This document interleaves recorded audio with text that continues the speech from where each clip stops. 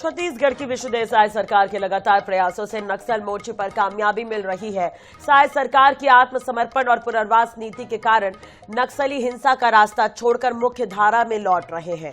नियत, नीलानार और नए सुरक्षा कैंपों की स्थापना ने सरकार की नीतियों ने जनता के विश्वास को और ज्यादा मजबूत किया है। देखिए रिपोर्ट।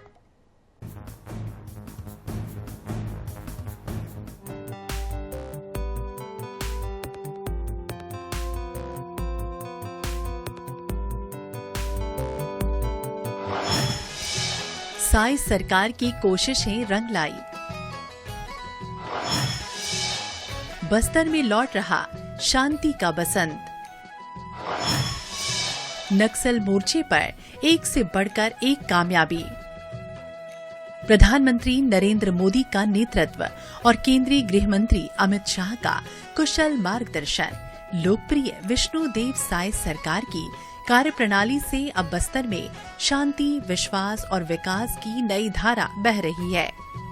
नक्सली समस्या के उन्मूलन के लिए साय सरकार द्वारा चलाई जा रही योजनाओं, नियत, नीलानार, पुनर्वास नीति, नवीन सुरक्षा कैंप की स्थापना ने जन विश्वास को मजबूत किया। बस्तर के हर गांव में नया आत्मविश्वास भरा है।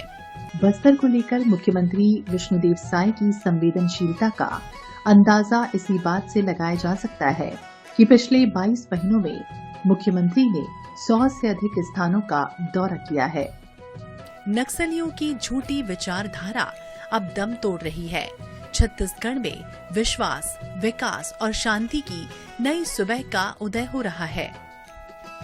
18 नवंबर को छत्तीसगढ़ आंध्र प्रदेश बॉर्डर पर मरेट मिल्ली जंगल में हुई मुठभेड़ में माड़वी हिड़मा मारा गया। हिड़मा देश के सबसे खतरनाक नक्सल कमांडरों में शामिल था।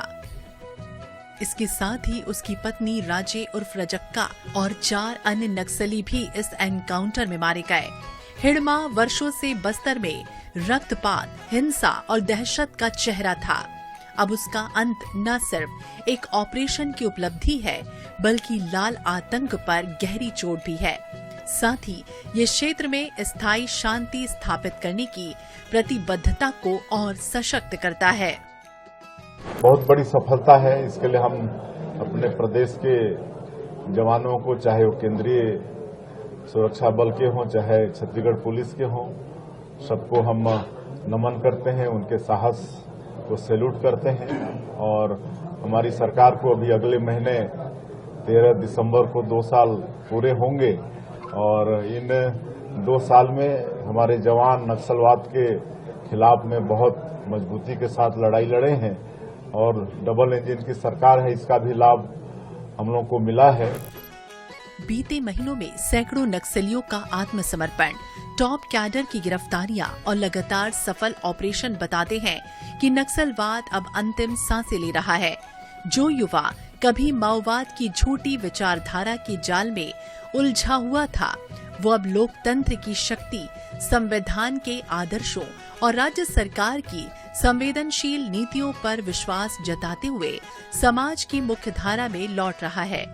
मूल धारा से भटके हुए युवाओं ने अब बंदूकें नीचे रखकर संविधान को थामा है। इन युवाओं ने छत्तीसगढ़ के भविष्य में शांति और एकता के बीज बोए हैं। ये इस बात का प्रमाण है कि बदलाव नीतियां और विश्वास से आता है, भय और हिंसा से नहीं। विष्णुदेव साय सरकार की नीतियों से न केवल बस्तर बल्कि पूरे छत्तीसगढ़ में बदलाव की ठोस आधारशिला सिद्ध हो रही है। इन योजनाओं ने बंदूक और बारूद की जगह संवाद, संवेदना और विकास को स्थापित किया है।